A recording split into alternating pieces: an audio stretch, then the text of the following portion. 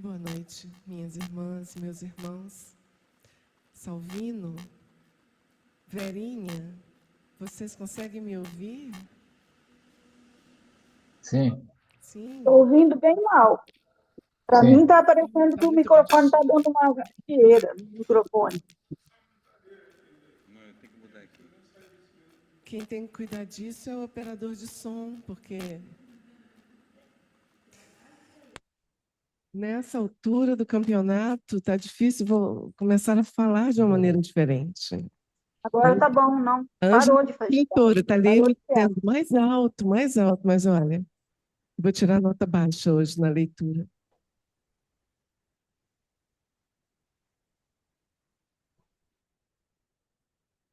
Com muita alegria, eu venho encerrar o ciclo de palestras comemorativas desse mês. Neste mês, nós celebramos o aniversário desta Casa Santa. E nessa última celebração, nós vamos tentar compreender o papel da renovação do espírito, o papel e o desafio dessa renovação para nós que nos dizemos cristãos. E essa expressão sede é como se fosse uma ordem, usando aquele pronome antigo que a gente não domina mais, que é a segunda pessoa do plural, quando a gente memoriza os pronomes em língua portuguesa, eu, tu, ele, nós, vós, eles, esse vós, nós não dominamos mais aqui no Brasil. Então, atualizando a linguagem, Jesus nos diria sejam. Ele não nos trataria por vós, nos trataria por vocês. Sejam vocês perfeitos. Sede vós perfeitos. Esse é o título do capítulo 17 do Evangelho segundo o Espiritismo, que vai nos guiar nesta reflexão sobre a renovação do espírito. Nós vamos seguir os tópicos desse capítulo 17. Ele começa Sede Perfeitos, que dá título ao capítulo, faz parte de um dos eventos mais famosos da passagem de Jesus por esse planeta, que foi o Sermão do Monte. Nós costumamos repetir muito as bem-aventuranças, né? Aquele ciclo bem-aventurados, bem-aventurados, mas muito mais do que as bem-aventuranças, o Cristo continuou falando sobre o monte. Falava, como diziam algumas pessoas da época, falava tudo ao contrário, para amar os inimigos. Era tudo muito novo, muito sem pé nem cabeça para quem estava ouvindo. E nós estávamos lá naquela posição de ele está trocando as coisas mesmo, é de propósito, a gente estava nessa posição. E nós viemos, encarnação após encarnação, tentando compreender isso aos pedaços. A gente vai aprofundando uma frase aqui, um ensinamento ali, uma parábola acolá. Mas nessa frasezinha aqui, sede perfeitos, tá difícil da gente parar nela, porque, menino, tem como ser perfeito? Como é que Jesus me dá uma missão impossível? Isso dá filme, né? Dá Tom Cruise umas 5 vezes, acho que deu Missão Impossível. Mas, embora o filme tenha esse nome, eles fazem o que tem para fazer. Aparentemente seria impossível. Como é que Jesus nos diz isso? Eu trouxe aqui, então, o finalzinho do capítulo 5 de Mateus. Mateus febrilmente anotando tudo que Jesus falava. E aí Jesus já começa ali no 43. Olha, eu sei que vocês ouviram uma conversa aí de vocês vão amar o seu próximo, mas não o seu inimigo. Do inimigo você pode ficar de mal. Vocês ouviram dizer isso, mas não. Eu, porém, vos digo: amai a vossos inimigos, bendizei os que vos maldizem, fazei bem aos que vos odeiam, Orai pelos que vos maltratam e vos perseguem. Mas, gente, é difícil isso, hein? Até hoje nós estamos levando uma surra para cumprir só o 43 e o 44. E ele continua, para que sejais filhos do Pai que está nos céus, porque faz que o seu sol se levante sobre maus e bons, e a chuva desça sobre justos e injustos. Então ele brilha o sol sobre todos, molha a sua chuva benfazeja sobre todos, e nós é que vamos dizer, esse aqui merece a minha compaixão, esse não? Deus perdoa a todos, mas eu que sou boa demais, sou muito superior, então eu não.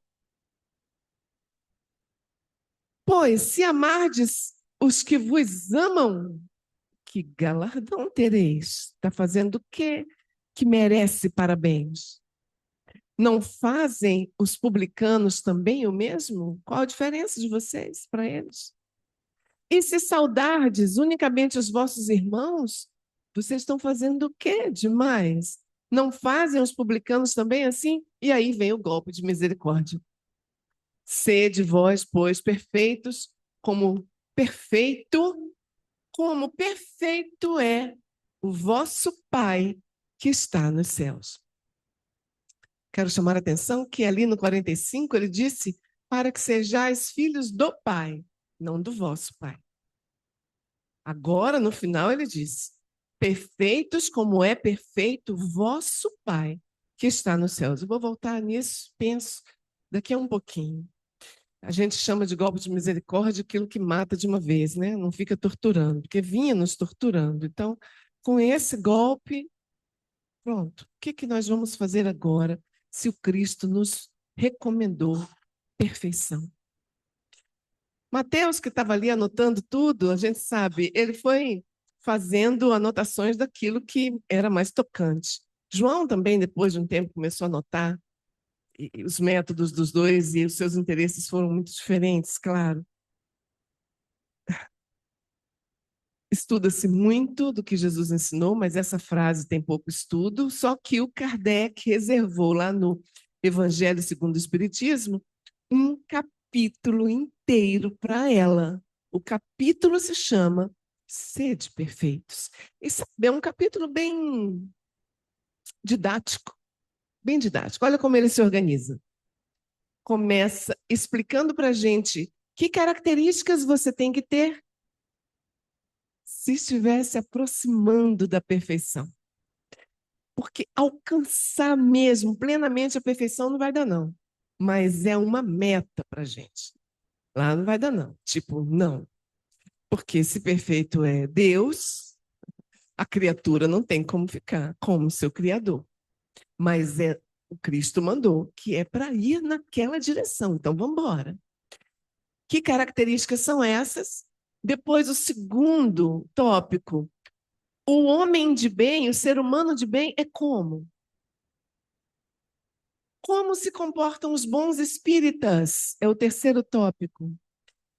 Ele vem, então, de repente, com a parábola do semeador. Eu juro que quando eu vi esses tópicos, eu fiquei pensando, mas por quê? Depois eu entendi, porque realmente o capítulo é didático. E, finalmente, vem umas 5 instruções de espíritos que vieram participar da montagem desse capítulo. Cada um dos 5 tópicos seguintes tem uma autoria, tem um espírito que dá nome ali, que assina as recomendações que nos fazem. Então, como é que é para ser perfeito? Quais são essas características?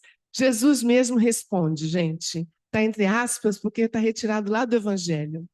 Em amarmos os nossos inimigos, fazermos bem aos que nos odeiam, orarmos pelos que nos perseguem. Foi aquilo que eu li lá em Mateus. Mostra ele desse modo que a essência da perfeição é a caridade, na sua mais ampla acepção. A caridade significa que você vai praticar todas as outras virtudes. Difícil é alcançá-la, mas é nosso dever persegui-la. Nada que a gente faça pode nos levar a faltar com a caridade, gente. A caridade é o ponto máximo desses caracteres da perfeição. Quais são esses sinais que giram em torno dessa busca da perfeição? Quando você demonstra benevolência, faz bem ao outro, indulgência, lembra que você é tão pecador quanto o outro, passa um paninho, releva. Perdão, abnegação, que é eu abro mão de fazer bem a mim para fazer bem a você, e estar devotada àquilo que eu resolvi seguir, devotada ao Cristo. Religiões são muitas, as religiões sempre tentam conquistar novos adeptos, e aparentemente basta isso, né? Venha para, converta-se e você está salvo. Então, eu passo a frequentar aquela religião, parece que basta, mas não basta.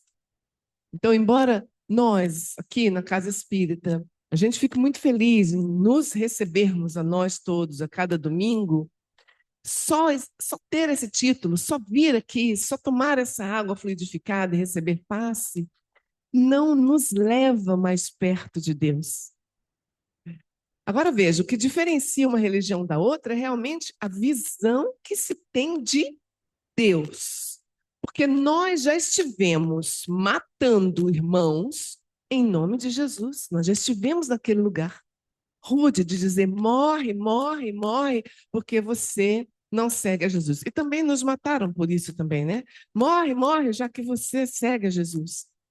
Então, completo descaso com a vida em nome de uma religião, tudo errado. O objetivo do Cristo não era nos conduzir para um templo, ele até disse, não vai ficar pedra sobre pedra. Ele estava se referindo a que não é o templo de pedra que importa, é aqui dentro que tem que acontecer a louvação. Ok, então, se o objetivo dele não era nos levar para o templo, era nos conduzir a Deus, nos aproximar dessa condição mais possível da perfeição. Como é possível se aproximar de Deus? Almas purificadas pela prática da caridade. Você vai defender o Espiritismo? Muito bem. Isso vai te fazer faltar com a caridade? Então não defenda o Espiritismo. Tipo isso. Você não pode fazer nada que te leve a faltar com a caridade. É a caridade em primeiro lugar. Um dia eu ouvia uma palestra do Haroldo, falando sobre o sim de Maria, a Maria, mãe de Jesus. E entre as perguntas, no final, alguém disse: estou morando num lugar em que as pessoas nem querem ouvir falar do nome dela. O que devo fazer para levar o nome de Maria? A resposta dele, para mim, foi definitiva e inesquecível. Ele disse: não fale de Maria, seja Maria. Não tem que falar dela se isso vai me levar a faltar com a caridade. Eu preciso amar como Jesus amou. Eu preciso me aproximar de Deus. É isso uma das principais características da perfeição. Como é o ser humano do bem, o homem de bem?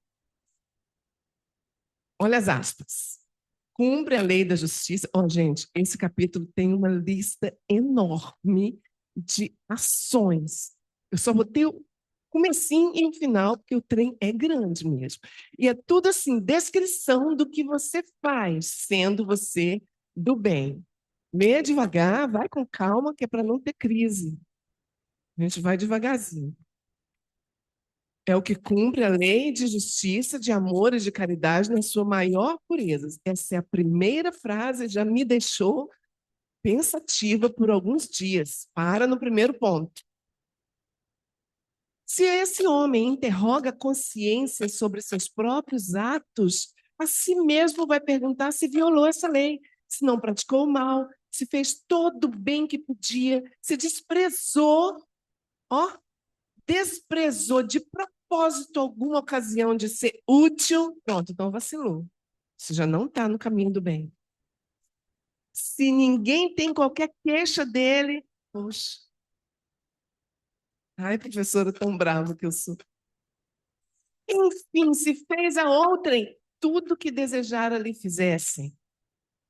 Depois da enorme lista, o Kardec termina dizendo que, ó, eu não falei todas, não. Olha o que ele está dizendo. Eu não enumerei todas. Não consegui, já estava grande demais. Então, a lista muito grande? Não, não ficam assim enumeradas. Mas aquele que se esforce por possuir essas aqui da lista, no caminho se acha que a todas as demais conduz. Ele acaba estando num caminho que vai conduzir às outras que não foram citadas aqui no capítulo O Homem de Bem. Para que essa lista? Olha, mas o Cristo não mandou você ser perfeito, menino. Você tem que ter uma lista, um checklist de, pera, qual é a rubrica para essa avaliação? O que conta para eu tirar 0, 5 ou 10? A gente tem que entregar a lista, pois é, o homem de bem. Depois vem o tópico os bons espíritas. Não estaria já junto ali com o homem de bem? Não, pois é, mas é porque tem os espíritas se separando, achando assim que estão melhores na fita, achando que são um pouquinho mais que os demais mortais, então é melhor falar com eles, melhor evitar canseira e falar logo. O espiritismo é o que conduz o ser humano a ser do bem. Então, ok, você olha o capítulo anterior e vai saber qual é o seu papel. Verdadeiro espírita é o verdadeiro cristão, você não é mais, é cristão. O espiritismo não está trazendo nada a mais para a gente, não tem uma nova moral. O que ele faz é facilitar aos homens a inteligência e a prática da inteligência e da prática do Cristo.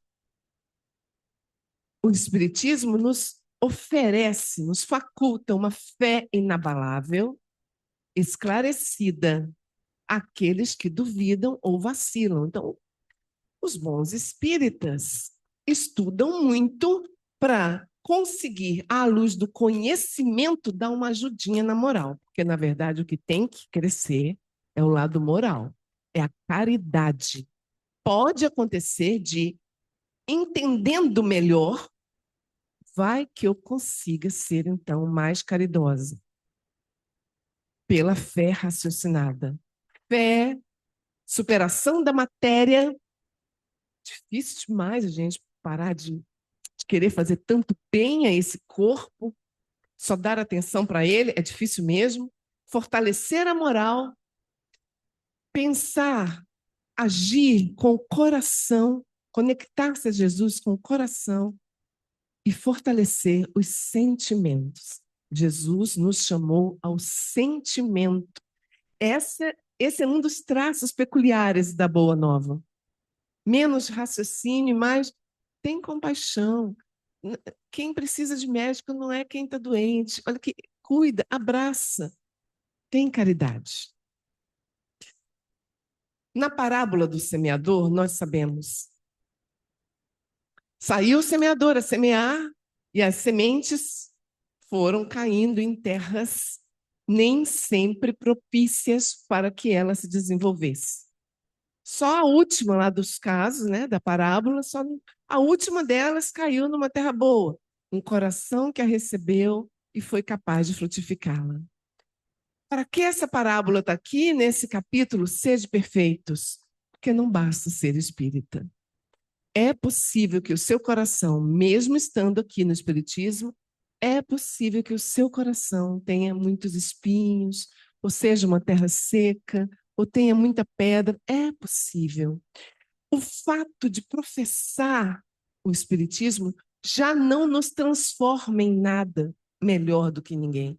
É preciso muita luta, muito autocontrole para ter um coração que receba essa semente e faça com que ela frutifique.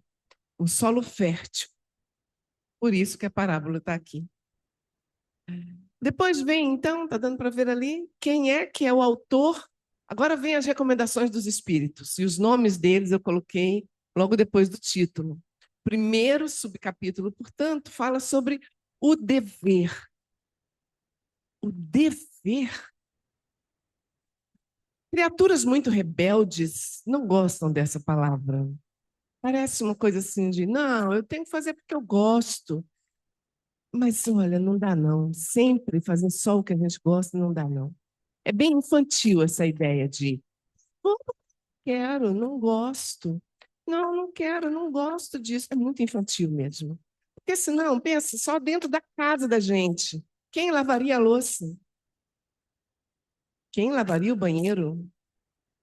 Tem quintal? Quem cuidaria daquele mato todo? Não dá para fazer só o que a gente gosta.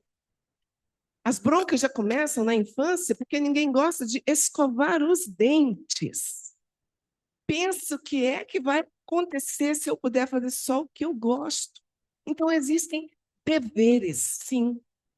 Na ordem dos sentimentos, olha a primeira coisa que o Lázaro diz. O Lázaro é o espírito que está ditando esse capítulo. Ele começa com sentimento. Nessa ordem, o dever é muito difícil de se cumprir, porque ele parece contrário com as atrações do interesse, com as atrações do coração. As vitórias não têm testemunhas, não estão sujeitas à repressão suas derrotas. O dever íntimo do homem fica entregue ao seu livre arbítrio. Significa ninguém está vendo que você está cumprindo o seu dever. Ou quando você cai, que não conseguiu cumpri-lo, também não tem ninguém para te dizer, né? Eu estou vendo esse seu pensamento errado aí. Era você que estava com inveja do seu irmão que passou ali? Você não contou para ninguém. Você está vendo o seu sentimento que está te mostrando. Não tem ninguém para te recriminar. Rapaz, então é muito difícil de cumprir isso. Porque fica só no seu fórum íntimo. Quem vai te fazer cumprir isso? É por isso que não basta ser espírita. Você precisaria ter alguém que te mandasse. Porque, na real, o que seria de nós nesse planeta se cada ação ruim que a gente fizesse não tivesse consequência ruim? Pensa, gente, no universo, o que seria? Não dá. Dor é igual para todo mundo, por misericórdia de Deus, para isso, para que você compreenda. Nossa, mas eu não vou fazer porque isso dói. Na hora que dói, eu conheço a dor. Dói no outro, eu conheço essa dor. Vou fazer não, então, porque também pode ter uma consequência dolorosa para mim. A gente começa a fazer para a mamãe não brigar, para não levar uma chinelada, para não ficar de castigo, e aí a gente vai se acostumando com o dever, mas são ações. O pensamento e o sentimento, eles estão sem ninguém para vigiar. Fica no campo do livre arbítrio. Mas mesmo assim, dói quando você sabe o que tem que fazer e não consegue fazer. Ainda que ninguém saiba, você sabe e tem algo te incomodando. Essa consciência não está em paz. O Emmanuel tem capítulo do Caminho, Verdade e Vida, eu acho que ele associa o dever à paz de consciência. Cumprir um é conquistar o outro. Aqui o que eu falei está dito pelo Lázaro, né, que a igualdade em face da dor é uma sublime providência de Deus. Em seguida, ele diz que o homem que cumpre o seu dever ama a Deus, olha que interessante, ama a Deus mais que as criaturas. E ama as criaturas mais que a si mesmo. É, gente, porque Jesus mandou amar o outro mais, mesmo mais do que ama a gente. Amar o próximo como a si mesmo é pensar muito no outro. Porque na gente, nós já estamos pensando muito mesmo. Jamais cessa a obrigação moral da criatura para com Deus. Nós vamos em busca da perfeição? Vamos. Quando é que isso cessa? Nunca. Quando acaba? Quando a gente chega? Não chega. Não chega. É para sempre, é eterno. Por quê? Porque nós somos eternos. Então, esse é um dever para a eternidade. Senão, você vai fazer o quê depois? Tem que ter um serviço. O seu serviço é melhor e melhor. E sabe o que que você tem que fazer quando melhora um pouquinho? Você sobe um degrau, você passa a ter obrigações com quem ainda não subiu. você passa a ter dever para com quem ainda está no degrau anterior. É seu dever cuidar do outro, dos espíritos superiores todos, do Emmanuel, da Joana, do Chico, de todos que vêm nos amparar. É dever deles amparar quem ainda está atrasado no caminho. O serviço jamais cessa. Um outro subtópico é do espírito François Nicolas Madeleine. Ele fala da virtude. Só botei umas aspas aqui de um pedacinho que eu tirei dele, olha. Vocês todos, a quem a fé espírita aqueceu com seus raios, vocês que sabem como a gente está longe da perfeição, não esbarrem na vaidade. Mais vale pouca virtude com modéstia do que muita virtude com orgulho. Ele vai dedicar esse capítulo a dizer: ah, você está se achando virtuoso, né? Está exibindo. Olha essa minha virtude. Olha aqui essa outra, como eu sou. Olha aqui como eu estou virtuosa. Toda errada. Toda errada. Pode parar. Essa virtude toda que você está exibindo aí, exibindo-se, jogou tudo por terra. É preciso ter modéstia. Não tropeça na vaidade. Não tropeça no orgulho.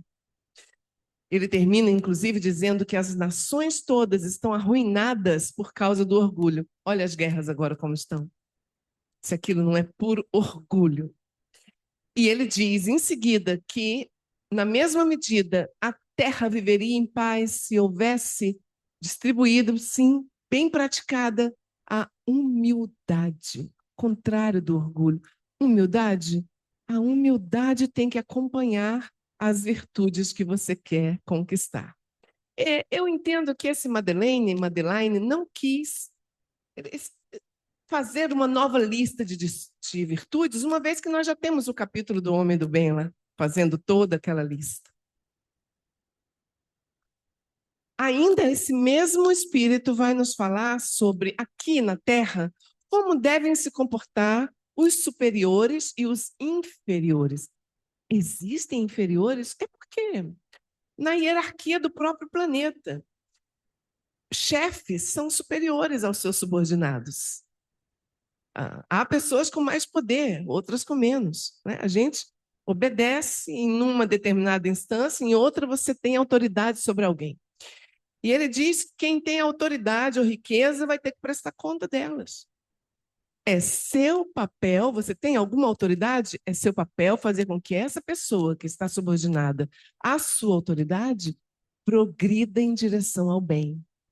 A riqueza que você tem que ser usada para o progresso de todos em direção ao bem. Todo homem na Terra tem uma missão, grande ou pequena. Qualquer que ela seja, ela foi lhe dada para o bem. Então, você vai ter que prestar contas. Parece muito cômodo isso de eu tenho poder, né? Aí a gente se esquece de que depois tem que prestar contas a alguém.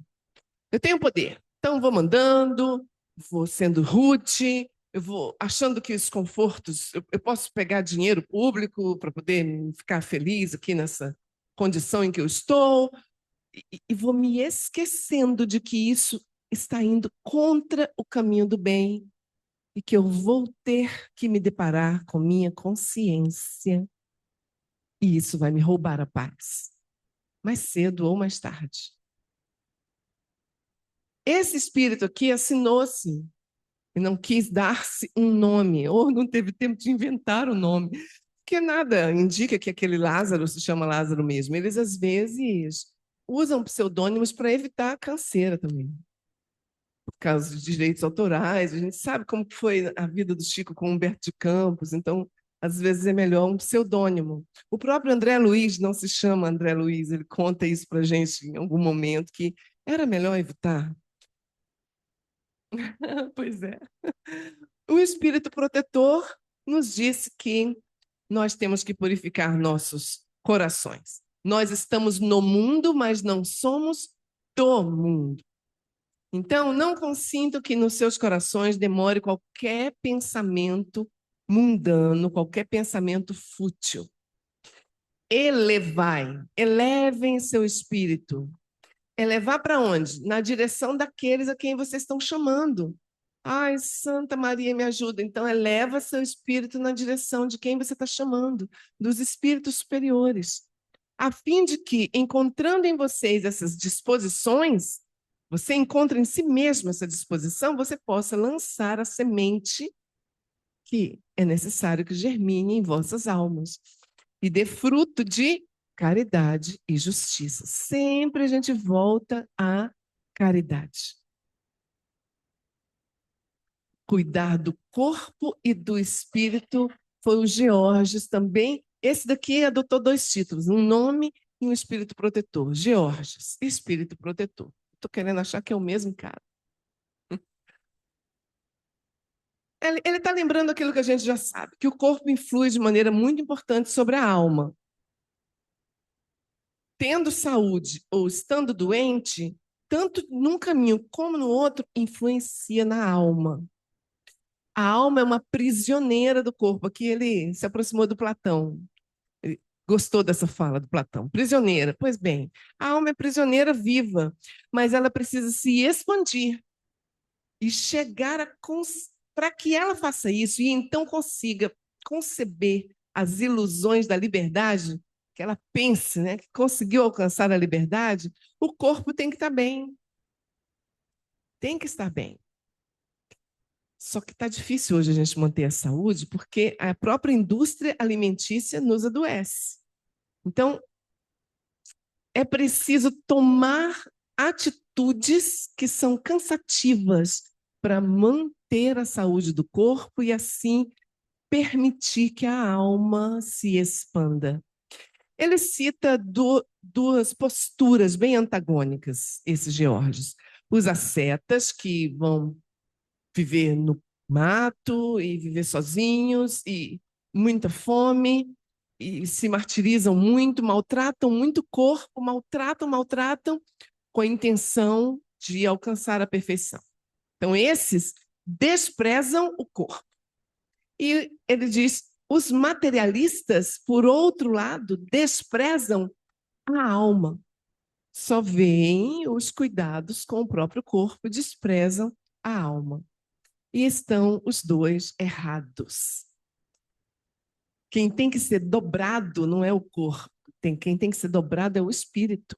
É o nosso espírito que engendra orgulho, que pensa com maledicência em relação ao outro, ainda que ninguém sabe, que sente a preguiça, que sente a avareza. É o espírito que tem que ser dobrado, humilhado, para que a gente tenha menos orgulho, menos egoísmo, mais caridade, mais humildade. Então, é dedicar-se a enxergar o que está acontecendo no seu coração.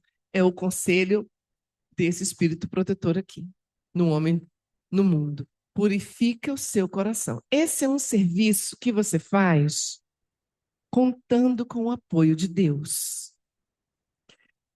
A nossa evolução não se dá sozinha. É preciso estarmos juntos, uns com os outros. Que bom que a gente se encontra aqui aos domingos. Que bom que essa comunidade se encontra mesmo online durante a semana. Que bom. Mas a gente não pode prescindir do apoio de Deus. Do pezinho que ele faz, sabe? Segura assim, ele põe a mão para a gente poder subir. Não dá, sem ele não dá.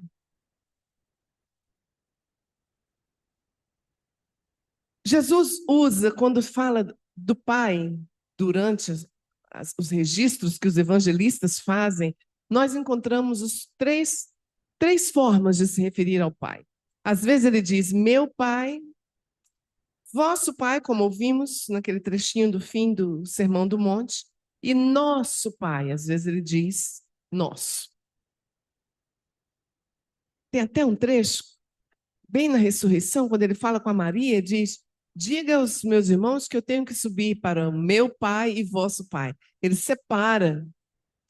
Sabe, a interpretação que eu encontrei de Emmanuel e do próprio Haroldo, do Arthur Valadares, é que quando Jesus separa, assim, ele está considerando que o que você entende por Deus não é tudo que é Deus. Porque nós não temos condições ainda de entendê-lo. Nós não temos os sentidos necessários, faltam-nos sentidos para compreender plenamente a Deus.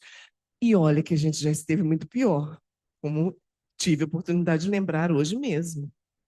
Nós ali, junto com Jesus, naquele tempo, estávamos ainda piores do que hoje. Imagina ali Jesus entre nós, naquelas condições tão infantis que éramos, tentando nos dizer de um pai que nós não conseguíamos alcançar. Ô, gente, essas coisas vão melhorando com o tempo, na medida em que nós fizermos força para purificar o nosso coração. É até interessante o que eu disse agora, que a gente tem que fazer decisões cansativas para manter a saúde do corpo. É escolher melhor a comida, porque é muito mais fácil comprar o biscoito recheado, não é? Muito mais. Muito mais fácil comprar como é? Lasanha pronta, que nem está na geladeira. Ninguém nunca suspeitou de nada, não. A gente compra na prateleira que é fora da geladeira. Risoto, pronto, é só aquecer e comer. E eu juro, a primeira vez que eu vi, eu falei, como esse negócio não está gelado? Como que dura? Como que aquilo não estraga? Tem alguma coisa ali que não é comida. Então, é tão mais fácil comprar uma comida assim, mas olha, vai dar muito errado. E no que dá errado é isso, você vai ter que ter o cansaço ou o investimento monetário para comer uma comida de verdade. E a vontade de ficar preguiçando o dia inteiro no sofá?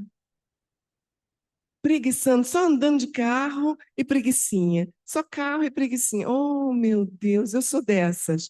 Então, eu compreendo o esforço que a gente tem que fazer para movimentar esse corpo, não deixar esses músculos morrerem.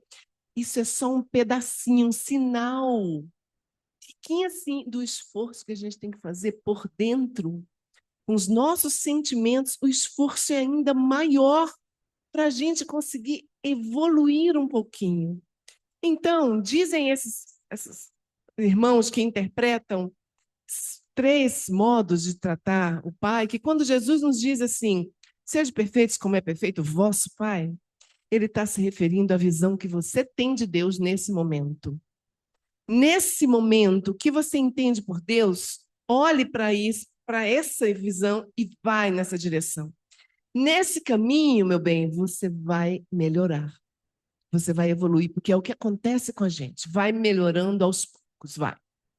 Não tem como estudar e não aprender. É algo que eu defendo muito na escola. Está estudando? Está aprendendo. Não tem como você ir nessa direção, querendo alcançar essa sua visão de Deus, que você não melhore. E o que, que acontece quando você melhora, Nina? A sua visão se abre e você enxerga Deus de um jeito ainda melhor. É diferente. Você vai, sua visão de Deus vai um pouco mais para lá. É como o horizonte. Você vai chegando perto dele e ele está cada vez mais para lá. Quando essa visão de Deus chegar mais para lá, qual é a sua obrigação? Perseguir essa perfeição dessa visão de Deus que você conseguiu alcançar agora. Mas isso não te deixa no conforto, não se iluda. À medida que você vai aumentando o seu conhecimento e a sua consciência vai se ampliando, o seu dever aumenta também. Já dizia o tio do Homem-Aranha. Grandes poderes, grandes responsabilidades. À medida que você sabe mais, você tem que sair daquele conforto. Vou ousar repetir a fala de Arthur Valadares. Quando você come, quando alguém come do fruto do conhecimento, vai ser expulso daquele paraíso, vai para outro. Fica aqui agora, nesse lugar, e vai de novo comer do fruto do conhecimento, você vai de novo ter que sair desse lugar confortável e ir para outro que condiga com a sua evolução, com a vai crescendo, vai ampliando a nossa visão de Deus e nós temos que ser cada vez mais perfeitos, como é perfeito nosso Pai. Está vendo que é uma meta para a eternidade? Cristo, sim, nos dá um propósito, ele nos dá um norte, um rumo. Vai por esse caminho aqui. Como eu disse antes, nós temos a eternidade para trabalhar nela. Não tem pressa e nem desespero, porque esse é um serviço que parece de dentro de casa. Não termina. Lembra que não é uma jornada individual, que você tem que contar com Deus. Só que Deus não tem compromisso com o seu conforto. Deus tem compromisso com o seu aperfeiçoamento. Então, para de choramingar pelos cantos e dizer: mas por que isso foi acontecer logo comigo? E por que não com você, criatura? Se é você que estava precisando melhorar aquela situação ali, você pensa que quando reza a Deus para te dar paciência, ele não vai botar do seu lado uma pessoa perturbando você? Você pediu para ter mais paciência, ele tem que te dar o caminho para que você desenvolva essa paciência. E vai essa pessoa aqui do seu lado. Por quê? Mas por quê? Por quê? Por quê? Por quê? Por quê? Para você ter paciência.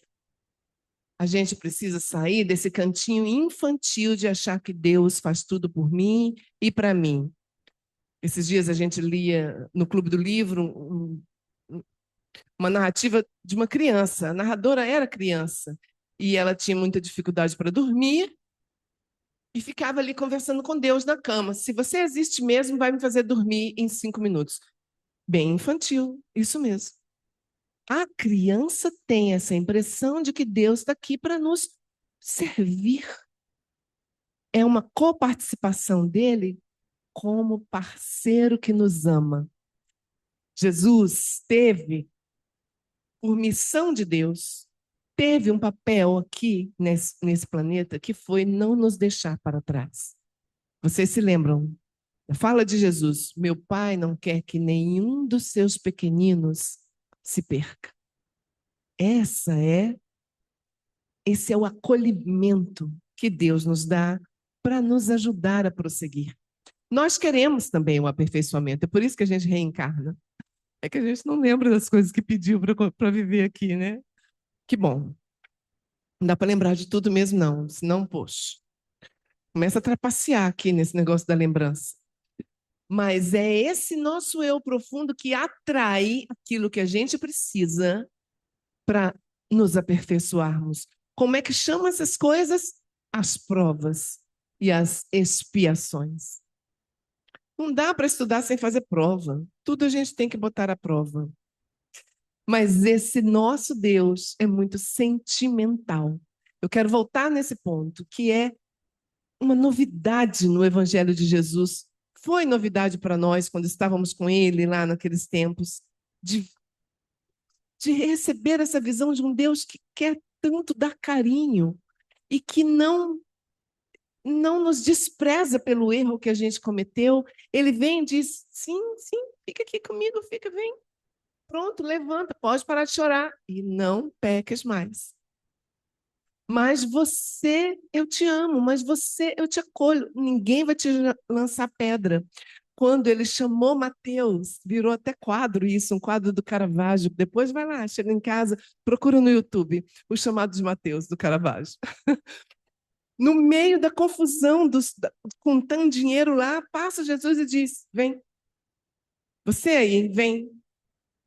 Os discípulos ficaram revoltados. Como é que você chama um cara desse? Porque nós não entendemos como que pode ser tão sentimental assim. Como que você perdoa para sempre? Sim. E Jesus fala nada, diz: é você mesmo, vem. E olha, não é que o menino foi, deixou todo mundo espantado, inclusive os seus amigos coletores de impostos também, os demais, sei lá, os guardas. Que? Ele vai deixar esse conforto todo.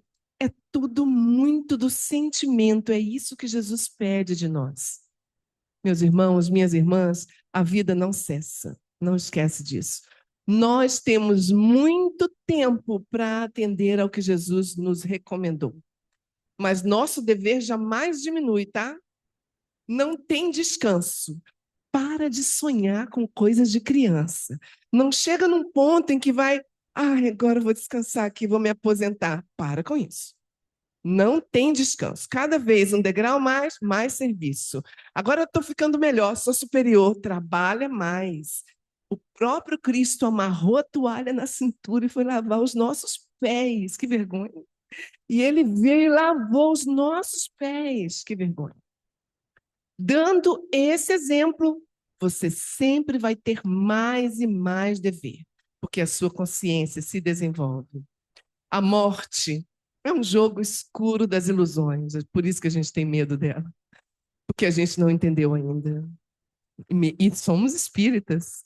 Reiterando aquilo que eu disse, nós não somos bem especiais porque temos esse título. Nós temos muito a trabalhar aqui dentro ainda, por sermos espíritas. Sentimento é a chave. O sentimento nos liga ao alto. É essa a ideia da verticalidade. Nos tira dessa visão que só olhamos para a terra, terra, terra e nossos semelhantes aqui.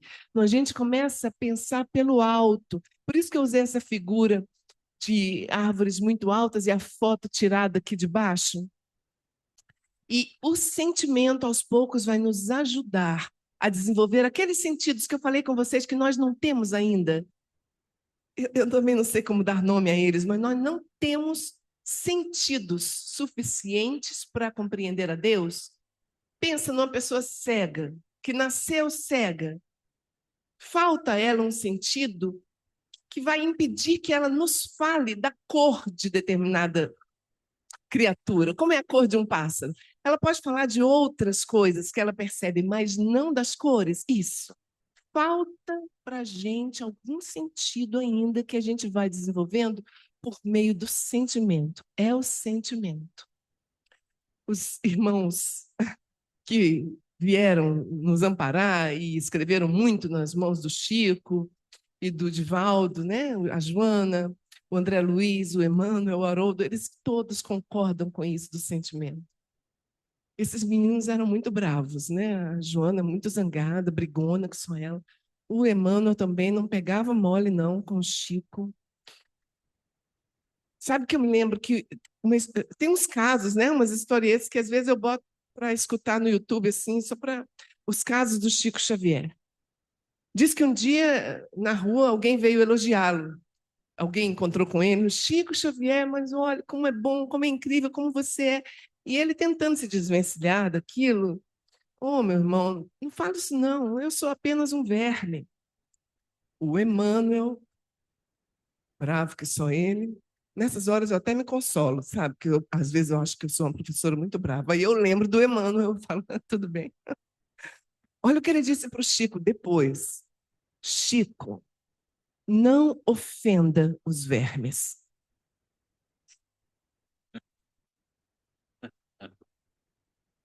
O verme, na criação de Deus, está plenamente de acordo com a vontade divina.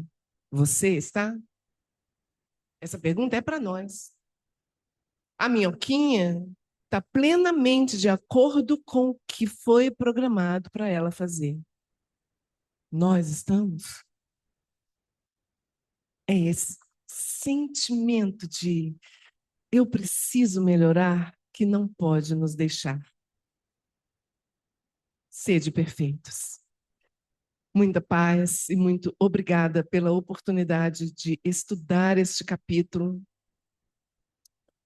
Consegui, 7:50.